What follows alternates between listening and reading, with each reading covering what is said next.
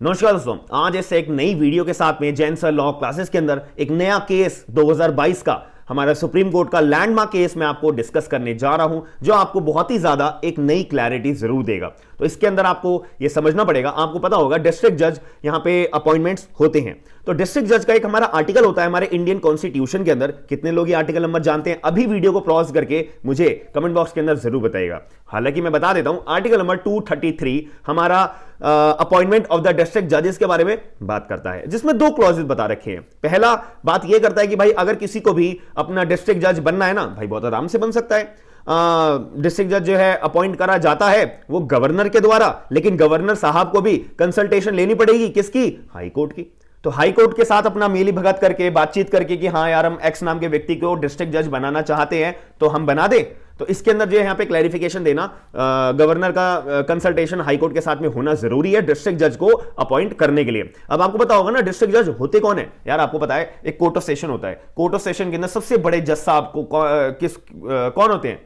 District जज होते हैं। उनके नीचे हमारे एडीजे होते हैं, एडिशनल डिस्ट्रिक्ट जज। हालांकि असिस्टेंट डिस्ट्रिक्ट जज भी एक पोस्ट होती है, but practical point of view से मैं बात करूं ये ज्यादा काम में नहीं आती। असिस्टेंट डिस्ट्रिक्ट जज किसी को भी नहीं बनाया जाता, बस ये किताबी के अंदर लिखा हुआ है कि हाँ बना, टाइम आएगा तो बना सकते हो, बट बनाया नहीं जाता। फिर इसके नीचे हमारे कौन से जज साहब आते हैं? हमारे आते हैं चीफ जुडिशियल मैजिस्ट्रेट, ठीक है।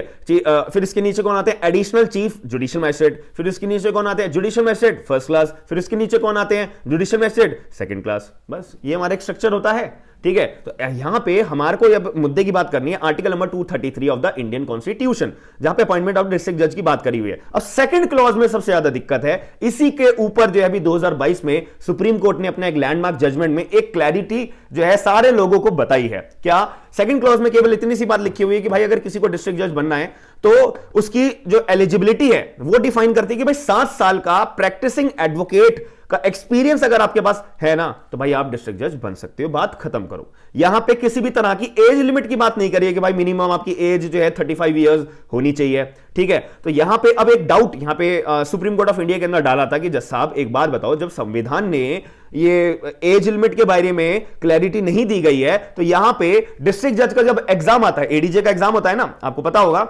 हायर जुडिशरी जिसे हम बोलते हैं। तो जब हायर जुडिशरी के फॉर्म्स आते हैं तो हर स्टेट जुडिशरी के अंदर एक बात लिखी होती है कि भाई आपको जो है फॉर्म भरने का अधिकार जब भी दिया जाएगा अगर आपकी उम्र जो है 35 इयर्स की एज लिमिट है या फिर साथ में आपके पास 7 साल का प्रैक्टिसिंग एडवोकेट का एक्सपीरियंस होना मैंडेटरी है। ये दो एलिजिबिलिटी अगर आप पूरी करते हो तो आप डिस्ट्रिक्ट जज यानी कि एडीजे की पोस्ट का एग्जाम फॉर्म भरने के लिए एलिजिबल हो। तो यहां पे सुप्रीम कोर्ट ऑफ इंडिया के लिए अंदर जो है यहां पे डाउट रेज करा गया था कि जैसा आप बताओ भाई अब हम क्या करें।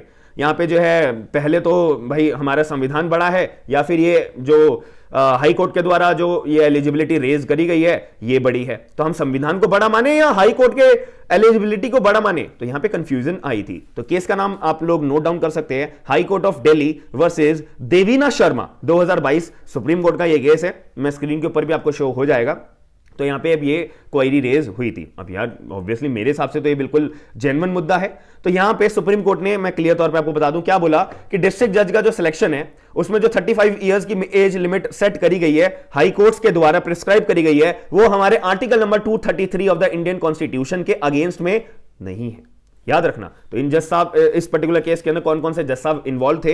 हमारे ऑनरेबल जस्टिस DY चंद्रचूड़ जी जो हमारे अब चीफ जस्टिस ऑफ इंडिया बन चुके हैं, AS भोपाना जी एंड हिमा कोहली जी। ये 3 जज साहब थे जिन्होंने ये फैसला अपना सुनाया है, जिसमें बोला है कि जो आर्टिकल नंबर 233 क्लॉज नंबर 2 है इंडियन कॉन्स्टिट्यूशन का, वो प्रिस्क्राइब करता है एक मिनिमम एलिजिबिलिटी कि हर एक वकील के पास अगर 7 साल का प्रैक्टिसिंग एडवोकेट का एक्सपीरियंस है तो हम उसको डिस्ट्रिक्ट जज के लिए सिलेक्शन के तौर पे भेज सकते हैं। एंड ये जो है ना एक मिनिमम एज लिमिट को ना एक दायरा उसका कम नहीं करता। मतलब ऐसा नहीं है संविधान के अंदर कि तुम जो है कोई और एलिजिबिलिटी लगाना चाहो तो तुम एलिजिबिलिटी नहीं लगा सकते। भाई हाई कोर्ट को लगता है कि मिनिमम 35 साल का बंदा ही एडीजे लेवल पे जाने के लिए इतना सक्षम है, तो ऑब्वियसली हाई कोर्ट के पास पूरा अधिकार है आर्टिकल नंबर क्लॉज नंबर 2 के तौर पे, ठीक है। क्योंकि यहां पे क्लॉज नंबर 2 में आप टर्म पढ़ोगे ना, मैं आपको पढ़ के भी सुना देता हूं कि a person not already in the service of the union or of the state shall only be eligible to be appointed as a district जज if he has been not less than 7 years